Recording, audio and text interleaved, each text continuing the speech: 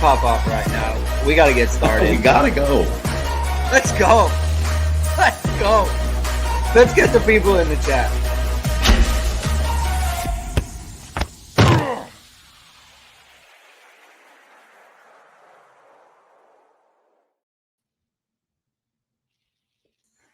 Hello, everyone, and welcome to Hit and Hustle from IRSportsDaily.com. I'm your host, Greg Flammang, and with me, as always, is Jamie Uyeyama, Mr. Jamie University. Tuesday, November 7th.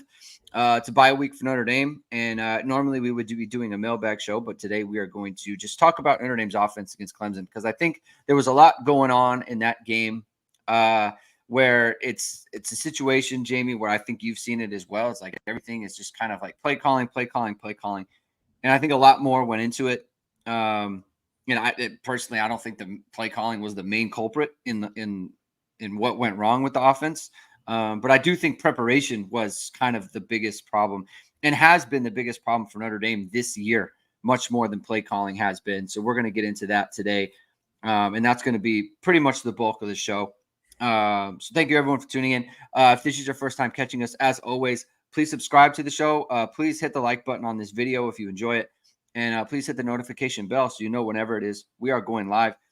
Links to our podcast are in the description below. And before we get started, we do want to thank one of our sponsors, which is our longest tenured sponsor, ESQ Clothing. And they have created the world's first bamboo dress shirt. It's crafted from high-quality bamboo fabric. It's the softest, most comfortable shirt you'll ever put on. It's not only more sustainable than cotton, also feels cooler, has stretch, is odor and wrinkle-resistant. It's even machine washable. You've seen ESQ's one-piece collar bamboo dress shirt on all of Notre Dame's top players and coaches. It's a perfect shirt for today's business meeting or heading for a night out. Use ISD 15 for 15% off all online items. That's ISD 15 for 15% off. Jamie Gaw texted me during the game. Chris Tyree muffed the punt, and so we're off Chris Tyree on punt returns. Once again, that took a hiatus. After the magnificent punt returning against Pitt, muffed the punt, and so we're full steam ahead on the Jordan Faison returning punts bandwagon there. Jamie, I said, in the lead up here, I think that the main culprit in this game was not play calling, and I think it was more execution and therefore preparation. And that's been the main problem for Notre Dame this year. Do you agree with that? And what did you kind of see breaking the whole thing down? I would say, I don't know if I could completely agree with that, because I would say that I wouldn't even say main culprit. Like, I would just say that you have to divvy up the blame in all directions. Okay. Right? Like you have to give an equal share. And it's tough to say what is the worst, the biggest thing to blame for it. And so I would say that play calling, there were calls that were fine, that needed to be executed better. And there were guys who just got their butt kicked on certain plays that just pretty much screwed up regular calls, didn't execute, didn't block. It's just like come down to throw the ball, catch the ball, block, do these kind of things, do these things within the call. And if Notre Dame did that, so there's things that you didn't like about the play calling in this game, but you can say that if Notre Dame just executed the calls that were there, they win the game. The game. And so it is tough to just say, I think there's serious. I think it goes back to the Louisville thing. There's problems with the whole operation. There's problems with the whole operation. They're obviously not practicing at a very good level. They can't be. They can't be practicing at a good level and then coming out and doing this, right? So, and then that goes down to coaching, right? That goes down to, the offensive coaches, and that comes back to that. But this was just, it was a stinker of a game all around. Yeah. So when I say preparation, that's kind of what I'm talking about. They're not ready to play good football. And No. that's kind of what was evident to me. And when I say so part of it is play calling, and part of it is like your execution of a play. Like in the first drive, and I put it on Twitter, like they went quad bunch up top, basically a diamond formation up top. And then they bring Jadarian Price in, so you have trips to the boundary, and they run RPO. Right, it's an RPO play. It's a run. They're running, I think either pin and pull or just sweep to the opposite side. But Sam Hartman sees Clemson is complete. They're fooled. They're out of they're unsound to the boundary. He gets the ball out. Right. Two players block one corner. They leave the safety free. So that's a bust right there, just straight up. Yeah. Like you don't know who you're blocking, right? And look, Holden stays. He's the backup to Mitchell Evans. He's played a ton this year. 500 snaps this year. Yeah. Right. I haven't looked at it exactly, but it's probably around 500. You've been playing every week. He's been a main part of the game plan every single week. Don't know who to block on a play like that. So that's a problem.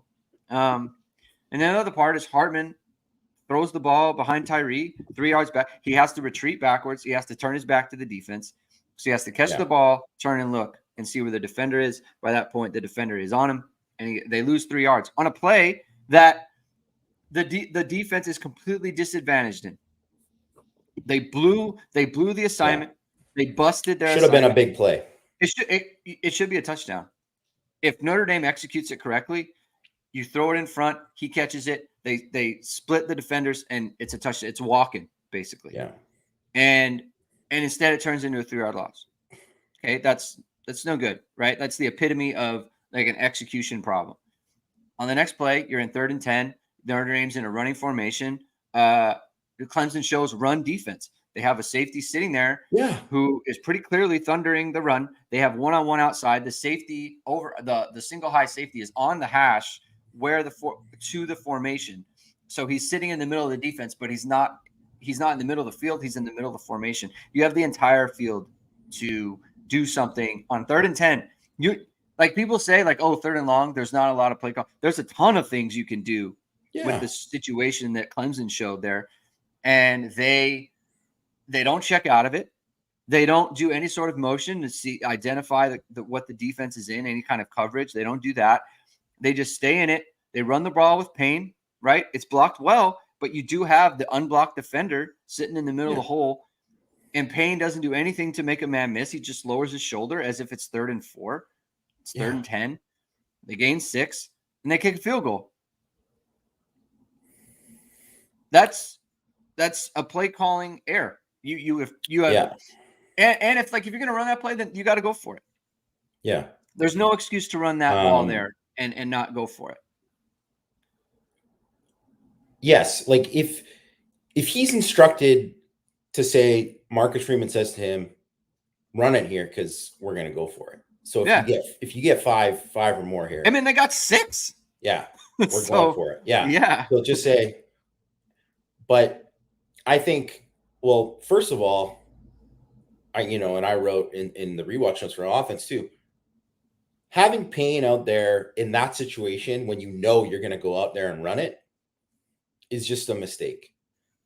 Okay, you can say people can get on him for saying like he shouldn't be out there in pass pro because obviously he had a big miss in pass pro in this game, and he's had a couple of other noticeable misses this year. So you're like, okay, but that's who has been their 3rd down pass pro receiving back, right? That's Payne. That's his job. So you say that. But if the intention is to run it there, it doesn't have to be Audric Estime. It should be, but it doesn't have to be. It can be Jadarian Price. It can be Jeremiah Love. Because you know what? Those guys have shown an ability to make a guy miss. Yeah. So he has on 31 carries this year, he has 4 forced missed tackles. That Jabron Payne. Those guys have way more. Like it's not even close. So why is he the guy getting the ball there? That's a problem. That's coaching. That's coaching. Yeah. And like you said, it's a run formation. Like what you're seeing is they're like prepared that Notre Dame might run here. So it isn't the same as the Sam Hartman quarterback draw that they ran for a big play. Like that's a good call, right? It's a good call. Yes. You got the right look, whatever. That's a good call. But you didn't get this look here. And if they got that look, then fine. Run it. Yes, that is the right call. But they didn't get the look. So why can't they check out of it? Why is it game 10? And if you want to say, okay, early on this, but like, and I know you have all these guys that are like, yeah, these guys are young guys. They've all played more than enough now that you can have the guys in there and they can be ready to take a check, to check into something. Yeah. And why don't they do that? Why don't they do that? So that is, we can talk about, yes, a lot of misses with that. Obviously, you mentioned the execution part on the play before, but that 100% is coaching right there. Yes. That's like, you're not putting your players in the best position to succeed. If that's what you're doing there. It's just, I don't even know what to say to it, to be honest. Like, I'm like, I don't like criticizing the coaches. Like, I don't enjoy that. Like, I don't like talking about a guy who's already getting a ton of heat. And literally, I post anything about the offense and anyone's just like fire Parker. Right, right? Like it is difficult, honestly. Like it does. You don't want that. Like there is a balance between, like, for me, as both of us, because we both post things, and you write complete game rewatch on irishsportsdaily.com. And it's like, I don't want it to turn into like every reply is like fire Parker, he's terrible. Like, I don't want that. I don't. But I do want to highlight what's happening. Like, people do wonder, like, what are the problems? And so you try to highlight the problems, and it becomes what it becomes. So it's kind of a tricky, catch-22 on that front. And I understand. Yeah. And, it is part of like what we do, and that like we do have to explain why things aren't going well. And it's like, it's not so much a criticism, right? And it's not for like, so when people say like, why won't you just say to fire him? I don't know how Marcus Freeman views this stuff. I really don't. Like, because I think Jared Parker, like, he had a ton of good man beater plays in this game because Clemson was playing so much man. And so like he had a bunch of them, right? He had a bunch of good play calls. Like the missed play to Payne on 3rd and 3 it's a perfect call. It's the Tyree play that we've been talking about against South Carolina, where they slip him out on the other side and everyone crosses, and it's basically, that's what the play is. It's the Tyree play, and Hartman doesn't get the ball over the end. And like, I understand it's a batted down ball, right? And that's tough, but the end is there. You have to get it around him. You just have to. That's part of the position. That's part of executing the play. He can't bat it down. It needs to get out to the running back. If you need to sidearm it, or if you need to loft it, or however it needs to get there, it has to get there. The play where you got Rico Flores, we were texting about this yesterday, Rico Flores on a crosser. Like, you have to see it. Why are you forcing the ball to Jaden Greathouse when he takes an inside release on a corner route? It's not going to be there. So just come off it. The other route is not going to be there. So come off it. You have that, like, Rico Flores is next in your progression and he's wide open. Throw it to him and you're going to run for 20 yards. And not just that, but if you also notice as a quarterback, like, hey, they're in man and I have all this happening on the other side of the field, I can just tuck it and run to the left. There's no one there. He's going to run for 50 yards. And it's like, at some point, and it's like, I don't like banging on Hartman either, because he clearly is taking it on himself. And he's clearly, taking it, I don't want to say personal, but like, he recognizes that he has made mistakes in this game. Yeah. But like, as an analyst and as someone who is like trying to explain to people and to subscribers and members of our site who pay money to have us tell them what happened. Like he has to be a playmaker. Yeah. Just straight up. Like so much of this is like, you know what? Not everything is perfect and not all your wide receivers. You got to make plays. You got to be a playmaker out there for your team. There was enough opportunities out there for him to make a play and it just didn't happen. And like that to me was like kind of the biggest thing from this game is like, man, like that's it's very disappointing that it's like you have to have like you're a captain. You're a captain. You have to come through for these guys in these games.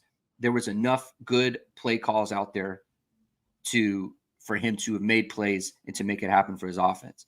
The other part of this, Jamie, is that when evaluating a game,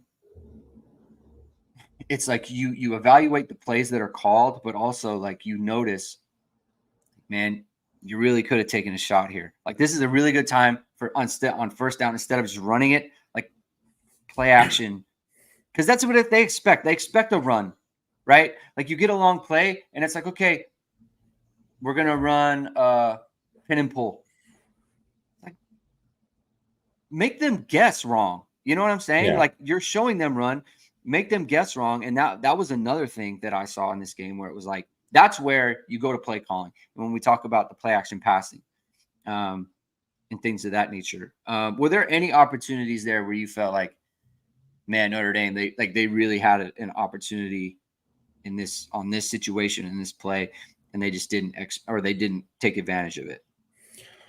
I mean, there was a bunch of those, right? Like I think just outside of like the all of these execution things that we're talking about, like I think second and goal, so right before the one where Hartman missed there.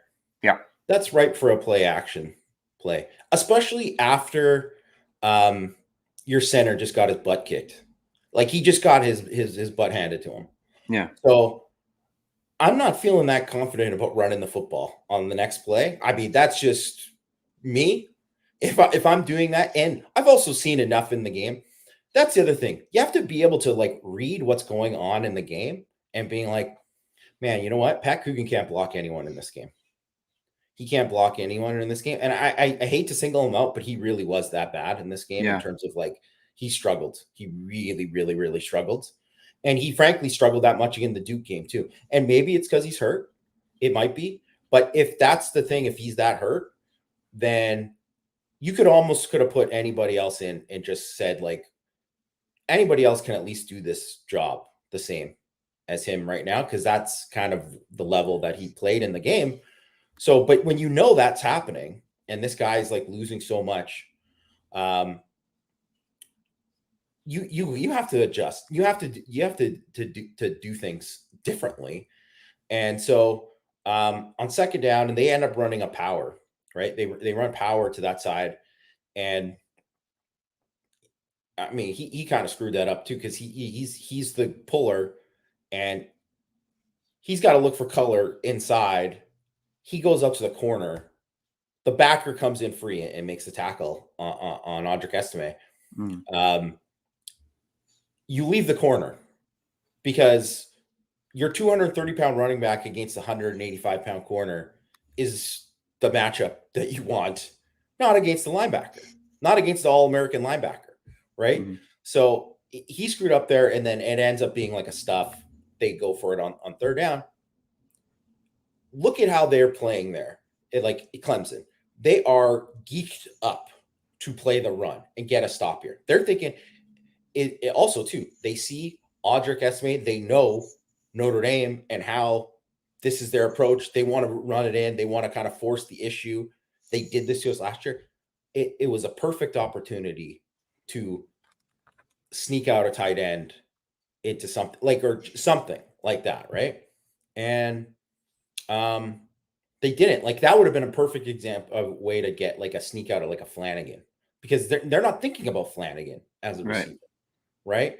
So, but they didn't. So like just those kind of things, And I understand hindsight's 2020 when you're looking at this kind of stuff, but it's just like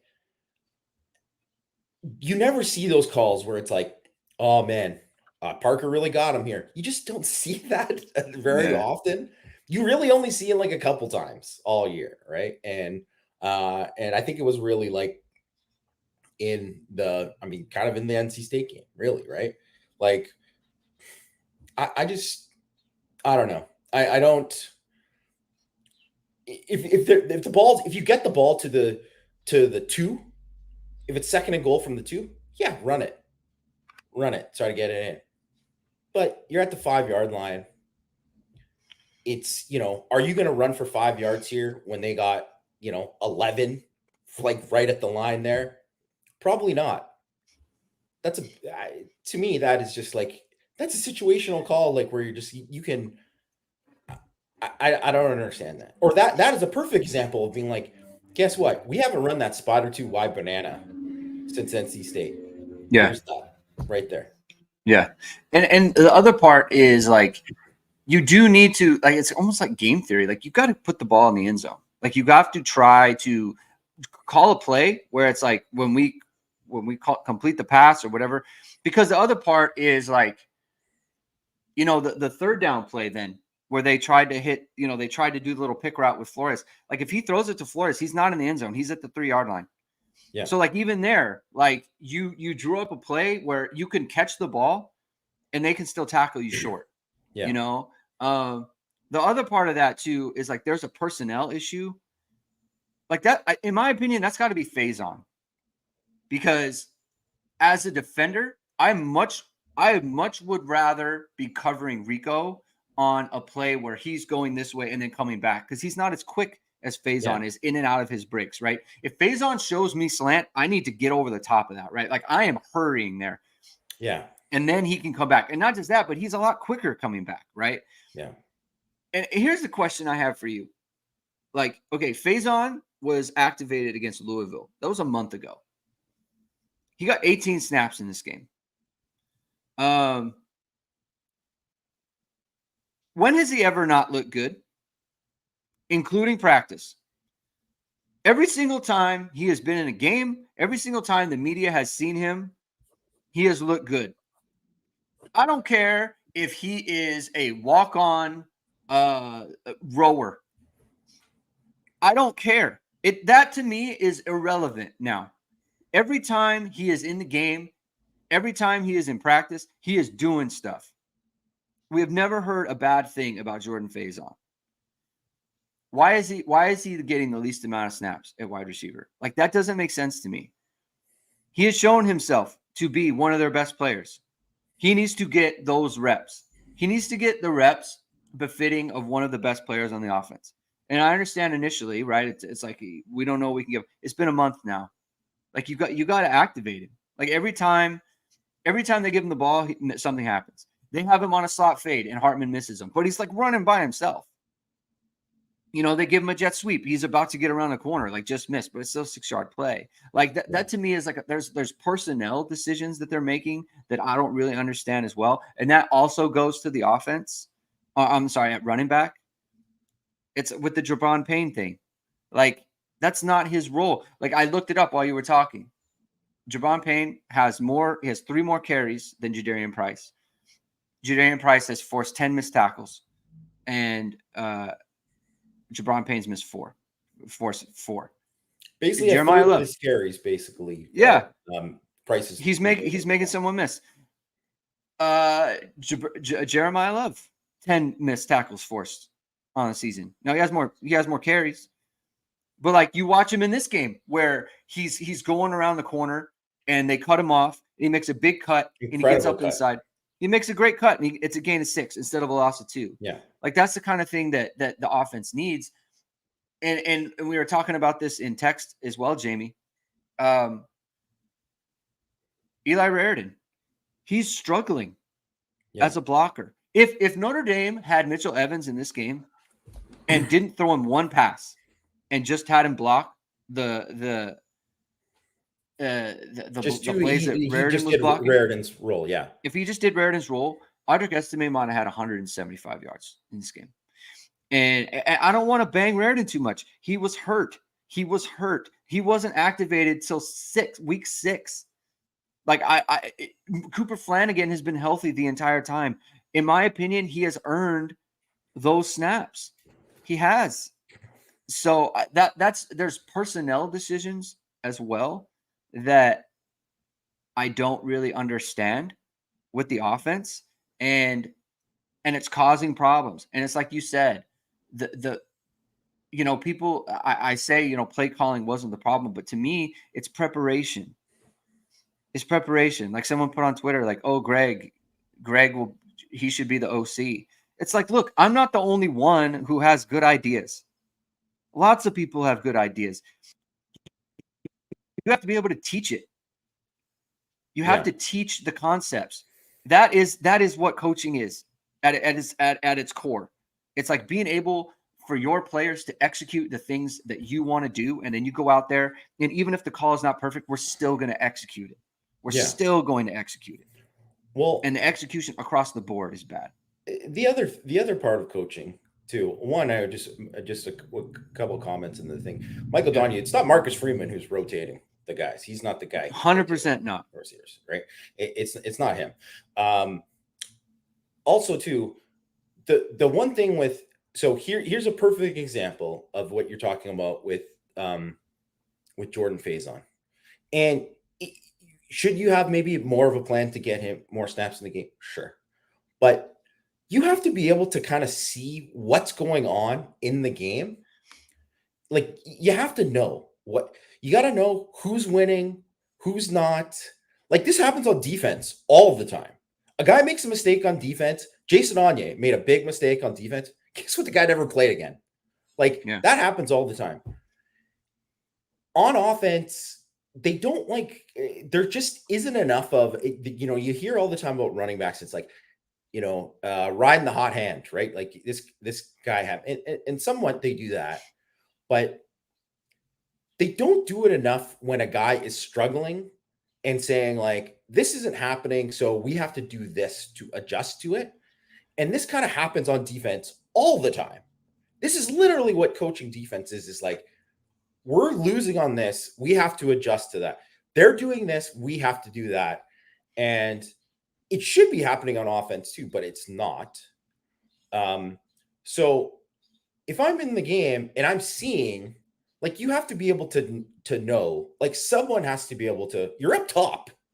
So you have to be able to see, like, Raritan just can't block this edge. He can't block it. They put Peter Woods out here now. He can't block Peter Woods. Peter Woods is 311, 5-star kid, whatever. He's not going to block him. So we can't run this anymore. Well, we got to do this instead. Or so instead of having that, this is how we're going to run here. Instead of being like, okay, well, we're not going to run any 12 anymore because our tight ends just aren't blocking them. Yeah. Right. So we're going to run more 11. And so Faison, it's tough because it's like Chris Tyree has obviously been a very good player, a very productive player for Notre Dame this year. And so, I mean, one of the commenters mentioned the thing about, they threw the thing to Tyree and he didn't break a tackle and then Faison did. That's not really the point of that one. This comment? Yes. So Andy ran, this is what from E. Olson, Andy ran that wide receiver screen twice, backed up their zone.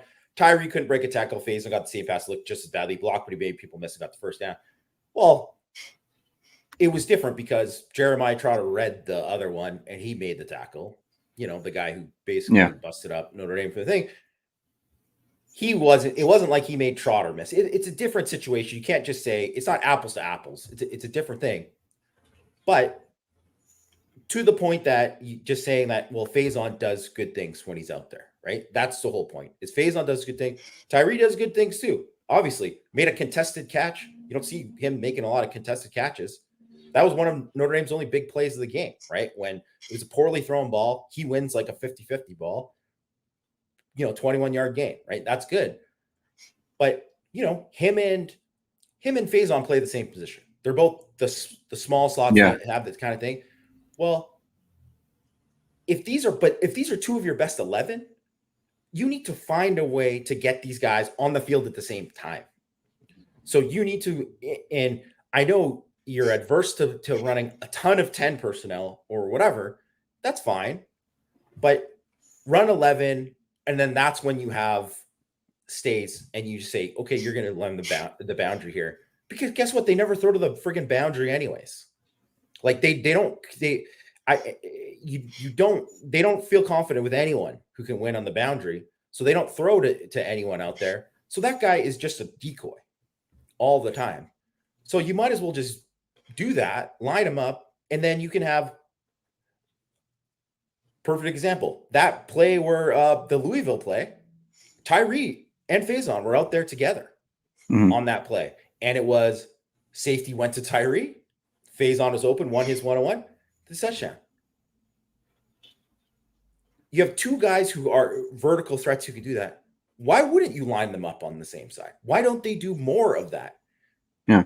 And it's not to just say like, yeah, we should be coaching the team or this or whatever. All these people saying that. It's like, it's not just as simple as that. It's just saying like what they're doing is not working. They're not finding ways to be more successful in what they do already. So find solutions, and they don't find solutions. And that's the main problem. They're terrible at finding solutions and creating problems for the other team. Because, and it goes back to kind of something that we were texting about too, is that they never come out in a situation on a third down and they never show something. So like you mentioned with the RPO, Greg. Yeah. The reason that Clemson was messed up, they're like, we haven't seen this. You haven't seen it. Haven't seen it. And here's the other thing. Did they ever come back to it? No. Why didn't they come back to it? You had a winning play. It just wasn't executed. But you still have the RPO action off that. Yeah. So why didn't they come back to it? That makes zero sense that they didn't come back to it. And it also makes zero sense why you don't show more, specifically when it's like, guess what, guys? This is the game. It's 3rd and 10. Okay, we're coming out with a formation. This is like a play that we have just for this game.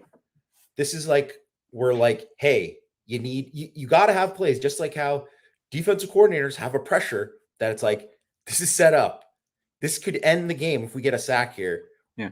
Well, guess what? We're calling whatever, name it, this pressure, and we're running this, and they haven't seen this from us. And that's why we think we're going to hit home and we're going to get a sack here. That happens all the time. Why aren't they doing that on offense? That happens all the time. Good coordinators do this all the time, where they show you something and then all of a sudden they're like, what? Faison and Tyree on the same side, or they're in a stacked bunch here. Like, they don't do that. Like, and I don't know why. I don't know why. I honestly don't. But it just feels like when things aren't going good, and things haven't been going good for a while. So it's not like it's just one game. Oh, they should have done it in just one game. It's been bad for 6 weeks, basically. Yeah. Why don't they have more of these answers? They couldn't come up with anything in these 6 weeks to do it. Like, that's a problem. That is a serious problem. Isaac K, just want to answer this question real quick. What happened to all the split backfield stuff from early in the year? I think Devin Ford was hurt. He didn't play in this game. He didn't get any special team snaps. So that's and he's a mainstay on special teams. So I think he was hurt and didn't play, and that takes away all the split back stuff because it's his package with Jeremiah Love. Which, teach other people how to do this stuff, please, because you have a good package that works. It's like, well, Devin Ford's playing, so I guess Jeremiah Love just that's that. Like, takes away Jeremiah Love. Like, you have to be able to use Sherwood in that thing. They use Payne, use whoever. Yeah. Come on, you have 5 backs. Teach someone how to run the package. It's your job. Joel Easton, this is a common question we get. I get confused sometimes. In general, who on the coaching staff handles in-game personnel usage? Is that on the OC, the position coach, the play packages that are called?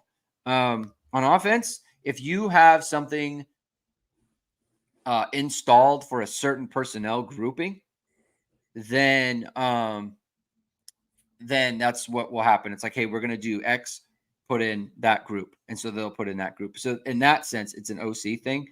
On like a snap to snap basis, for me, when I played, it was fully on the discretion of the position coach, basically, where it was like, hey, you're like Al Washington isn't checking with Al Golden about when to rotate the D line. Yeah. And I don't think Mike Mickens is checking with Al Golden on the corners, right? Or the nickel or whoever. I think they just give them the series. Now, I mean, practically, right? Any DC, like if during that drive where it's 10-6 and Clemson goes down and scores, if at any point in that drive Al Golden says, "Hey, Mike, put Cam and Ben back in the game, like put him back in the game," Yeah, then he has to do it in that case. He can't say no.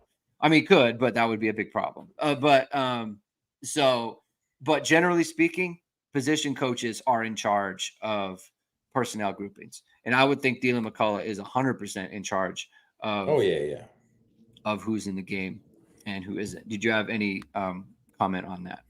No, I think you explained it well. I think that's generally how it goes, but also too, yeah, like you said, the kind of there's like a hierarchy. So the coordinator might just say like, "Hey, we're running this in here, so let's get this guy out here," right? Yeah. Like,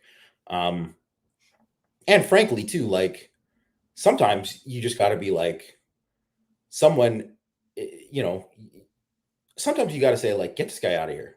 Like it's as I've seen that. Much as harsh as that sounds, that happens a lot, and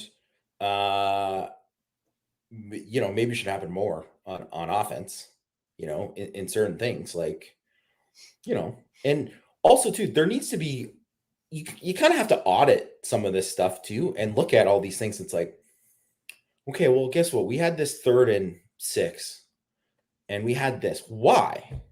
Why did we have that? Right. And part of that too is on Marcus Freeman, because he's got to look at that and be like, why aren't we getting the ball to this guy? Why aren't we doing this more? Why aren't we doing like, and you give autonomy to your coordinators and you give autonomy to your position coaches, but that is one thing you could say, and maybe that is an inexperienced thing, and obviously, it's different, and he probably has different relationships, whatever. But the one thing with Brian Kelly is like he was the boss. Yeah. So Brian Kelly would be like, if they were like driving and all of a sudden, let's just say it didn't happen this way, but it kind of did, because it just whatever. Like Clarence Lewis gave up the touchdown. Did a poor job on that one drive, right? Gave up the slant. Like, you better believe that Brian Kelly would have been on Mickens and Golden after that and been like, why wasn't Harper out there? And that's kind of like, it's harsh, but that is the kind of thing that, can happen during a game, right? Like because the coaches are ultimately accountable to the head coach. Yeah. And that probably could happen more. I mean, not as much on defense. There's not many instances like that on defense. Probably more on offense. I mean, yeah, like you've heard it tons of times. I've heard it tons of times. You're standing there and something happens, and the coach goes to the coordinator or whoever. It's like, why? Or the coordinator goes to, why is he in the game? Yeah. Like, why is he playing? Right? Like during the game. I mean, it happens a lot. And speaking of the Clarence Lewis thing, look,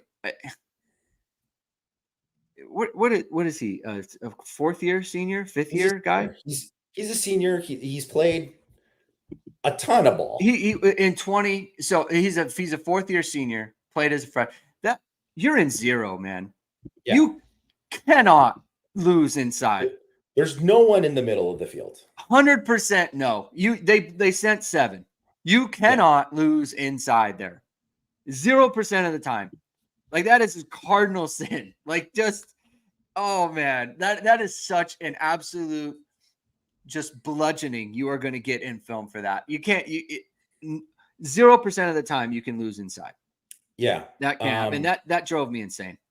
Yeah, I mean it did, and I think it's hard because when you don't play that much, and he doesn't play that much now, right?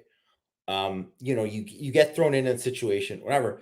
But considering he's played over 1,800 snaps in his career, and I think for the most part, he's played pretty good ball. Usually his mistakes that he makes are he loses physically. Right. That's where he's been. He doesn't make a lot of mental errors. There's not a lot of busts from Clarence Lewis. I mean, that one you could say is kind of a bust because situationally, you're thinking like, we're bringing pressure. I have no help. I have no help inside. So I need to take away the inside. Plus, all Klubnik is doing against pressure is throwing slants. Like, that seems like ripe for a pick.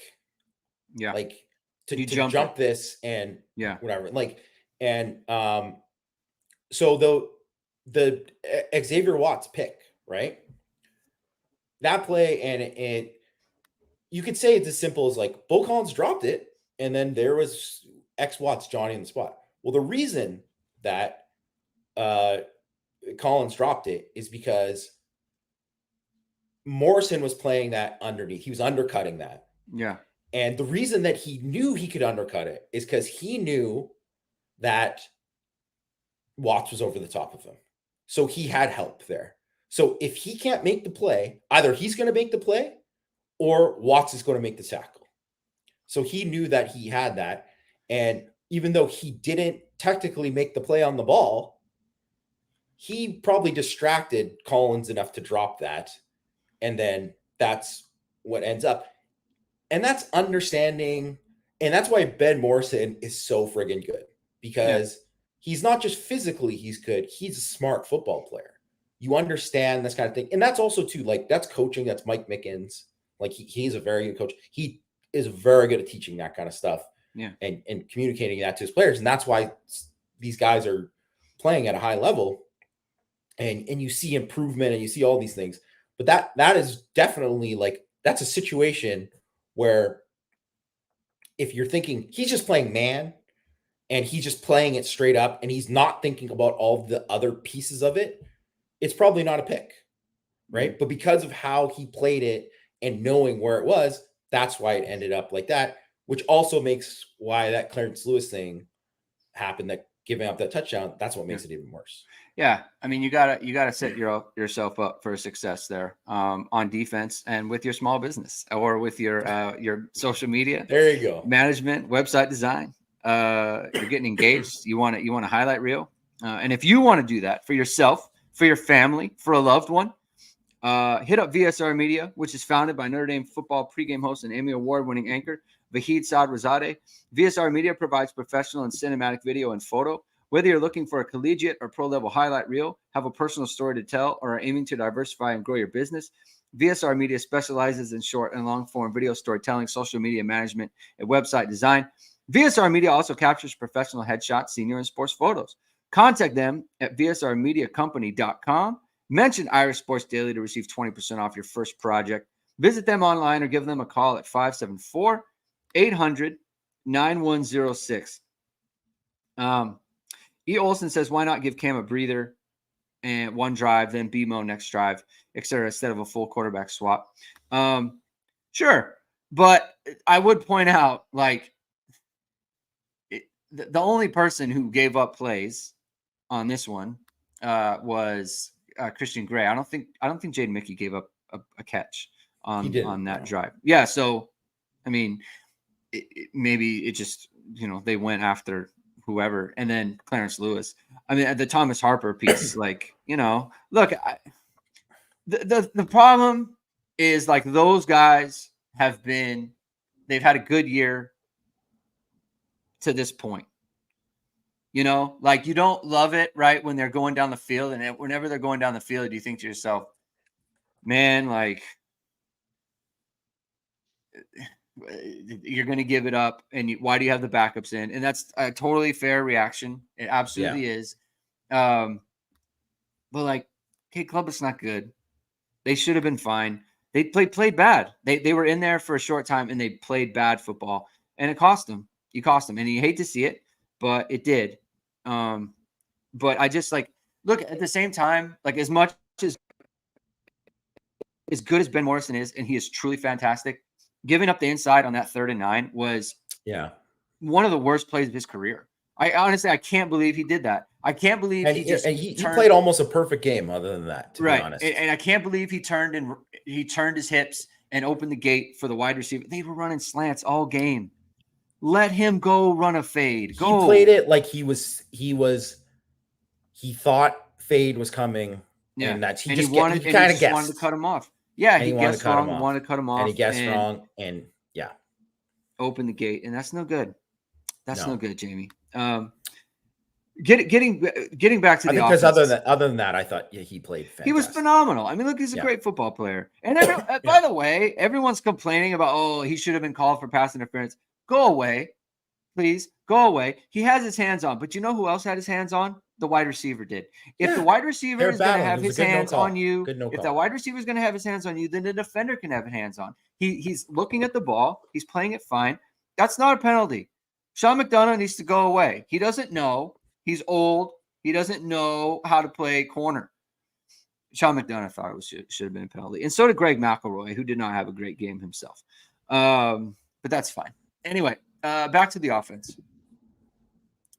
And I think this is where, like, as a big picture problem for Marcus Freeman to consider, right? First of all, Notre Dame's been bad offensively on the road this year, right? And that's been a problem. And that's something that Marcus Freeman needs to. I mean, they've played tougher defenses for sure, right? So should be pointed out. But, like, Sam Hartman on the road. Or at home, 70.4 completion percentage, 10.1 yards per attempt, 11 touchdowns, 2 interceptions. Obviously, 178 passer rating. Like, that's very good. On the road, 57.4 completions, 7.8 yards per attempt, 10 touchdowns, 5 interceptions, 138.87. As a team, you're looking at pretty much a 1.3, almost like a 1.5 yard difference in yards per play. You're looking at, I don't want to get into too much like counting stats. I mean, 70 less yards per game on for total offense there. Pretty much everything is worse across the board on the road. Yeah. Like I said, worse defenses. So that's something that they need to figure out. And the other part is Marcus Freeman needs to look at, we talk about self-scouting. He needs to self-scout their entire operation, going from spring to fall to in season, because that to me is where the biggest deficiency is. These guys aren't ready to play at a high level week after week, and like that to me is the biggest red flag there. Like, he needs to figure out why that is. Like, I look at these wide receivers, Jamie. They're not getting better. I don't think they are particularly good route runners. And I don't mean from a like a feel for it. I mean from, like, they are, sometimes you need to run a speed out. Sometimes you need to run a hard out. They telegraph their routes. All of them. They all kind of do it. Like Tobias, like, everyone's mad at Tobias for the go, right? And it's like, he didn't try hard enough to get back inside. To me, I look at that play and I think he starts his go route inside the numbers, and he ends up a couple of yards outside the numbers. So it's a field play anyway. And so now you've made the throw further for Hartman. The throw goes inside is where he was initially. Like, to me, that's a poor route and not a poor effort coming back. Because, like, I watched that play on replay a couple of times, and it's like, first of all, the DB is never going to interfere with him because he's running by him. The second thing is, like, he's never getting it. But to me, it's like, why are you all the way out here? You should be in here so that the throw is an easier throw for the quarterback. So to me, it was a poor route run. Like, Holden stays coming across. Like, he needs to settle down there and not completely go across the field and get his legs undercut. Like, to me, that's a poor route. I thought it was a poor route by Rico Flores on the pick play at the goal line. I didn't think that was a very well run, executed route. Chris Tyree on the first third down play where the third down when Hartman took the first sack, when Jabron Payne missed the sack. I didn't think Chris Tyree and Jaden Greathouse ran that combo up top very effectively. So, like, I look at that and I think, man, it's game 10. And there's just a lot there where it's like this is the execution level out here is just not very good. And so I have to look at who is coaching them. I have to look at their entire operation, and I have to look at why that is, And to me, that is the biggest question for Freeman, much less than, the actual play calls. Because anytime you can get a coach in here and you're like, why'd you call this play? It's like, well, I called it for X, Y, Z. But then when you look at the execution of what they're doing, that's the part that's lacking. I mean, it's definitely lacking. And I think you could even go back to, like, if you look at like going all the way to the spring, and yes, it did show that Notre Dame's defense are like, yeah, hey, they are that good. Yeah. Right? Yeah. But the fact that the Notre Dame's offense just got dominated, basically the entirety of those, and any practice that was open to the media, they did. And frankly, from what we heard, most of just every other practice too, that's not a good sign. And obviously some of that is personnel for sure. But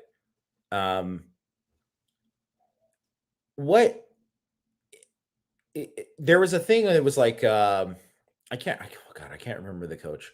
But it was a coach years ago. It was an offensive coach, and he talked about, and he got a head coaching opportunity, and the reason he picked the defense coordinator he picked, because he was like, I didn't know this guy, but he was literally, every time we played him, I was like, God, I hate going against this guy. Like, every week this guy gave me problems, right?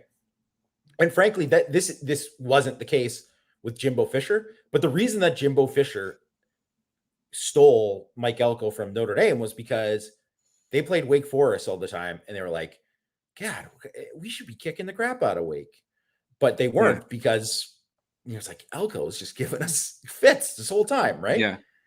And that's the kind of thing that I would look. You got to kind of look at that. If your offense isn't, because I personally, if I was an offensive coordinator, I would hate to coach against Al Golden. For sure. I'm like, wow, this defense, they're disciplined. They don't really give up too much. Man, they really make it difficult for quarterbacks. It's a well-coached group. It's a really, really well-coached group. And they do things. It's the personnel for sure, but it's also how the personnel executes the defense and what they're doing, right?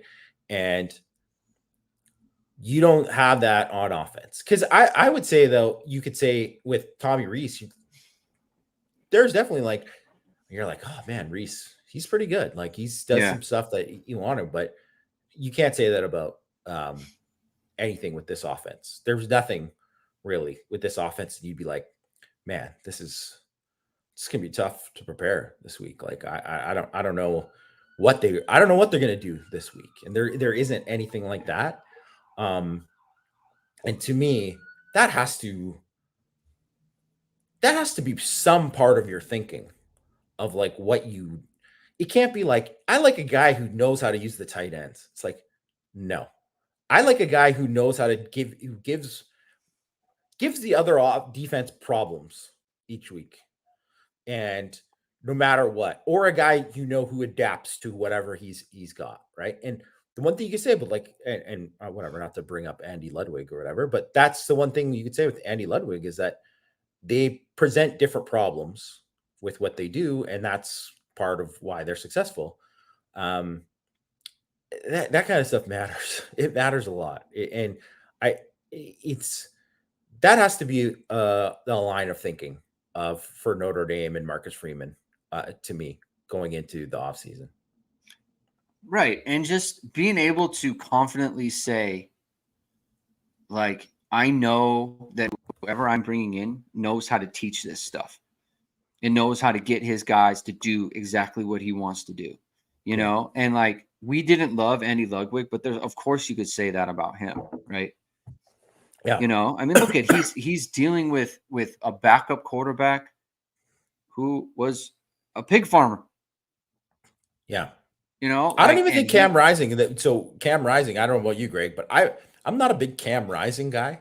I don't think he's that good. I think he's a good athlete, tough kid.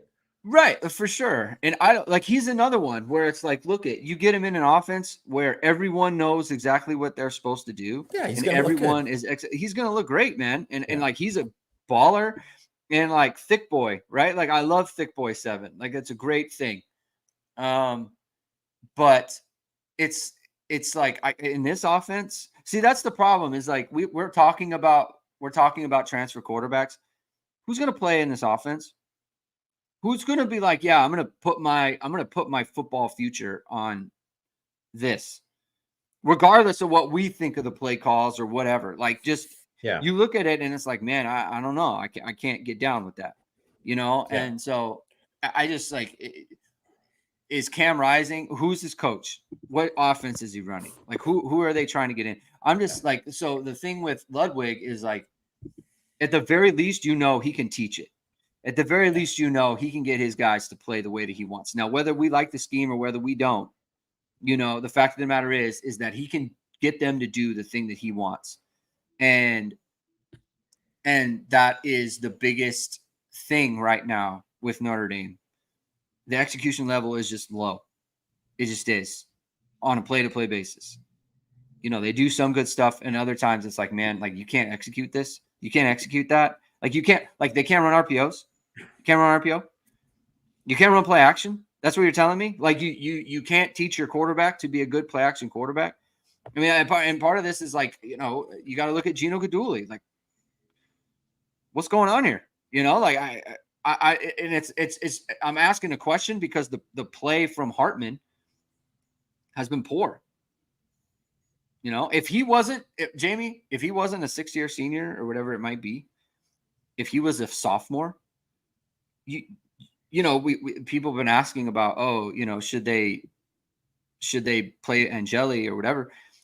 I mean, just based on this game in the last few weeks, you could make a case that like you could bench him for performance.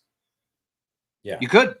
The mistakes have been enough to where it's like if you benched him for performance, you could. I don't know where Notre Dame is at with that, but like that shouldn't be the case. That should not have happened. And that Notre Dame should not be sitting in the position to where it's like, is the quarterback actually hurting you?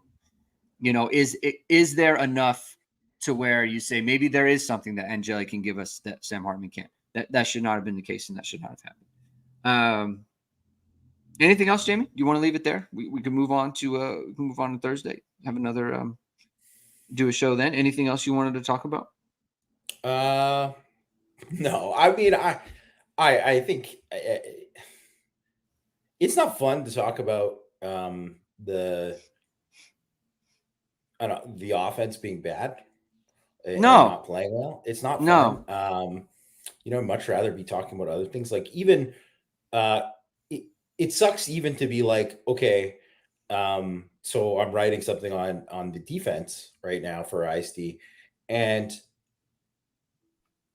the defense played well in this game and certainly well enough to win.